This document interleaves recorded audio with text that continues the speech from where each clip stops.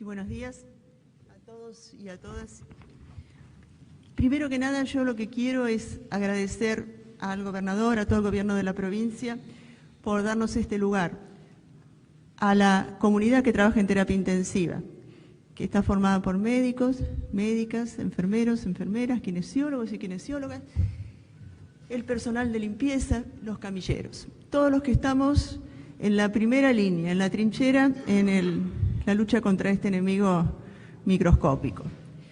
También le quiero agradecer que los intensivistas fuimos tenidos en cuenta en la formación del equipo asesor de la gobernación.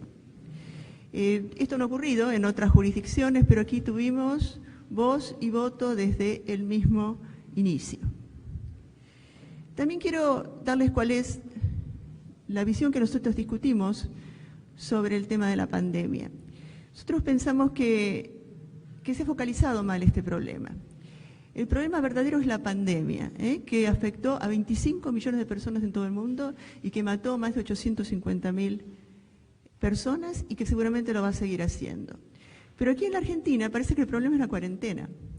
La cuarentena es una herramienta, es un instrumento que fue implementado tempranamente, exitosamente en la Argentina y que permitió dos cosas. En primer lugar, la expansión de todo el sistema de salud, particularmente las áreas críticas.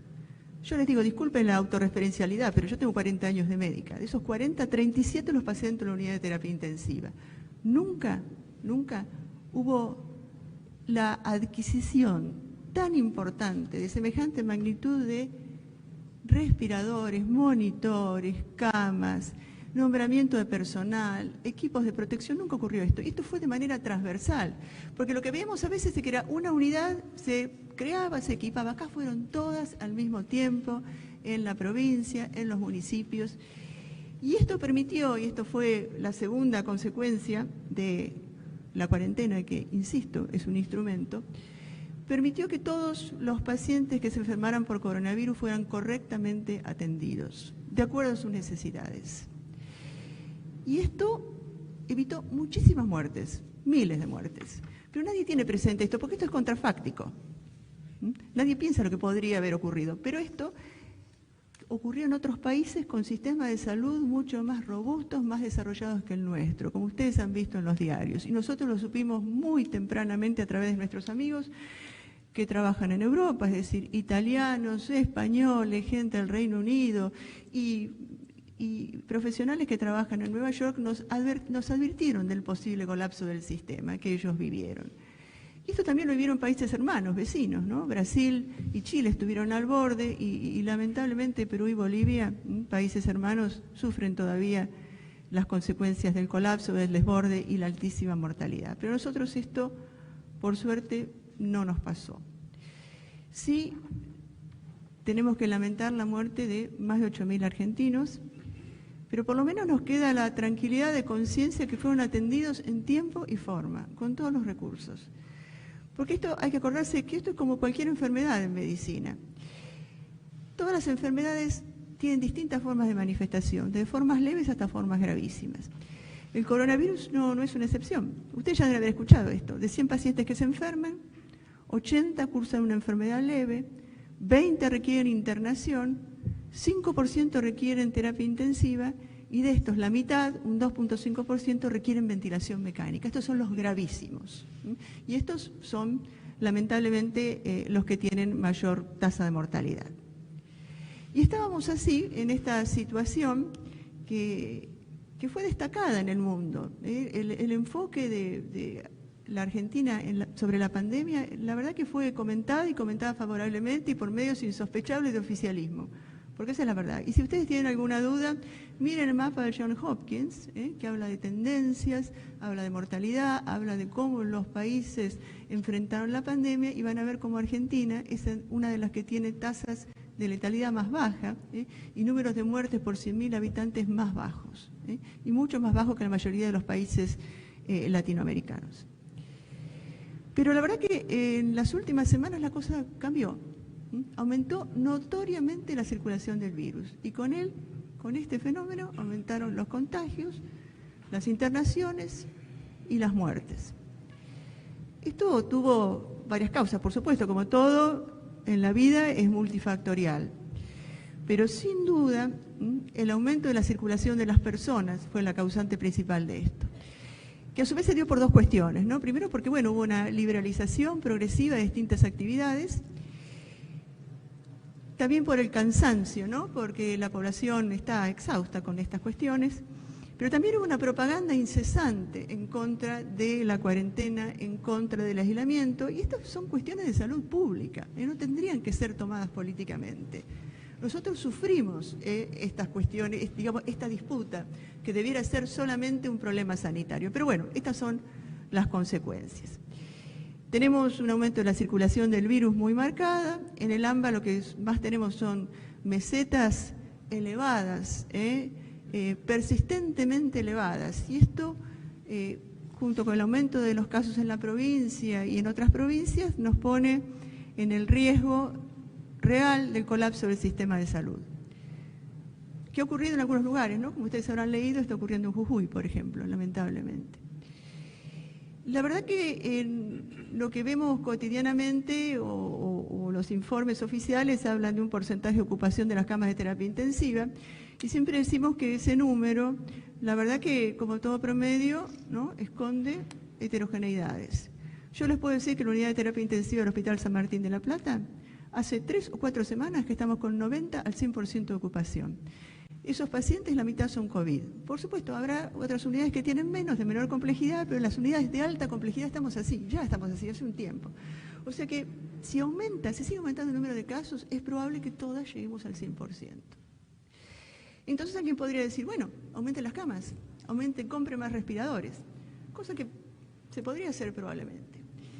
Pero como todo, en la vida hay algo que no se compra ni que se vende y que es el personal de salud. Los intensivistas estamos trabajando al máximo. Esa es la realidad. El problema que tenemos es que partimos también de un número que es escaso. La especialidad de terapia intensiva no es una especialidad muy buscada, es muy poco atractiva para los médicos y las enfermeras recién recibidos y las causas ustedes se las podrán imaginar, ¿no? Porque es una especialidad que requiere, primero que se efectúa en guardias, ¿no? Entonces ello es disruptivo de la vida personal. Vivir de guardia, la verdad que es problemático. Nadie quiere vivir, la mayoría de los médicos no quieren vivir de esa forma. También requiere un gran esfuerzo físico y psicológico. Físico porque estas guardias son, digamos, el nombre de especialidad de terapia intensiva describe, ¿no?, sus características. Entonces muchas veces sin dormir, gran cansancio. Estamos en algo que mucha gente no lo tolera, ¿no? Estamos siempre en contacto con el sufrimiento humano. El sufrimiento de los pacientes y el sufrimiento de las familias. Y estas son cosas que a la larga, ¿no?, van impactando, ¿no?, en nuestro psiquismo. Y también cada vez estamos más impactados por dilemas éticos complejos. Todo esto en el marco de las bajas remuneraciones del personal de salud, ¿no? Así que, digamos, ya este panorama prepandemia se acentúa notoriamente con la pandemia, porque los pacientes con coronavirus son complejos, requieren muchísima atención, son pacientes que se complican, que no responden a los tratamientos. Ustedes habrán escuchado que a muchos pacientes hay que ventilarlos mecánicamente boca abajo, lo que nosotros llamamos en decúbito prono, porque eso los mejora. Lo que por ahí no saben es que para poner un paciente boca abajo se requieren por lo menos 4 personas, con sus respectivos equipos de protección personal. Y ni hablar si el paciente pesa 100 o 140 kilos. La obesidad ha sido descripta, es un factor de riesgo para contagiarse coronavirus. Así que fíjense el esfuerzo, que a veces hasta ese esfuerzo físico, que todo el personal de terapia intensiva por el que tiene que pasar. Así que los intensivistas estamos exhaustos, cansados. Y le voy a decir la verdad, también enojados. Enojados, ¿no?, un poco por esta cuestión que nombró el gobernador de la doble realidad. Porque en vistas de un sacrificio personal importante, porque los intensivistas nos contagiamos a nuestras familias y algunos mueren ¿no? Este fin de semana tuvimos que lamentar el fallecimiento de 2 compañeros, uno en La Cava, un emergentólogo, y otro en la provincia. Entonces, esta situación, ¿no?, en medio de alta carga laboral y incertidumbre y temor, coexiste con una realidad de una sociedad donde entendiblemente está cansada y intenta volver a la normalidad, en el marco, ¿no?, de un crecimiento de los casos. Entonces uno mira esto con temor, porque digo, no se dan cuenta de lo que está pasando, ¿no? Y la verdad que nosotros como que llegamos hasta aquí, digamos, no podemos ofrecer más de lo que tenemos porque no tenemos reemplazo, ¿no?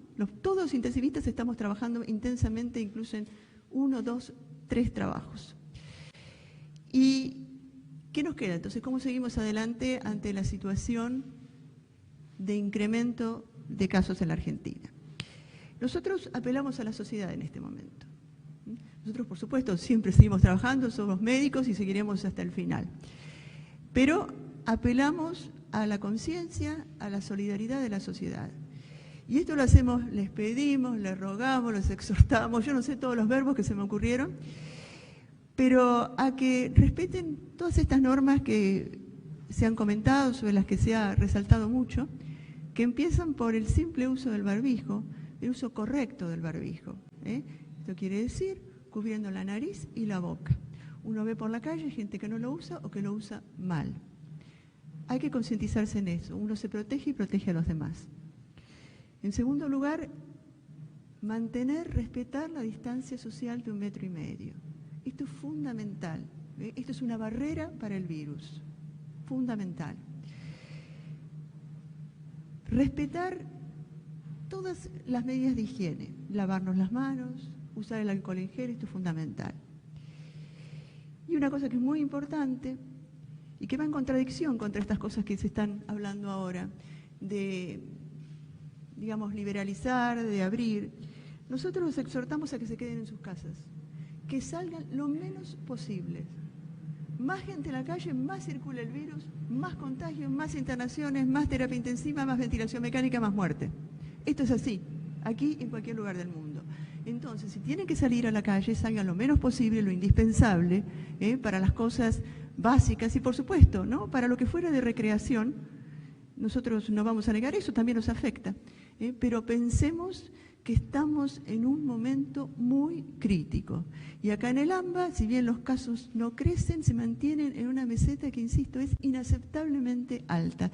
Y que si seguimos de esta forma va a llevar inexorablemente al colapso del sistema de salud, a la ocupación del 100% de las camas, y muchos pacientes se van a quedar sin recibir el tratamiento óptimo, el tratamiento adecuado.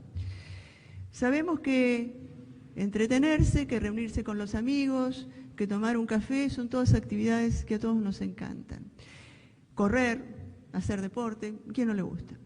Pero la verdad que en este momento pensamos que hay valores que están sobre eso, que son más importantes. Esos valores son la salud y son la vida. Entonces, esto es el mensaje que a través mío, la mayoría de los intensivistas, les enviamos. Muchas gracias por la atención. Muchas gracias, doctora Estensoro.